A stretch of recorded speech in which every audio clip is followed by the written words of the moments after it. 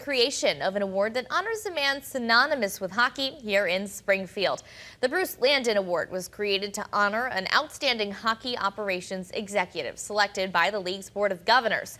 In his time at the Los Angeles Kings AHL affiliate in Springfield, he brought a championship to the club.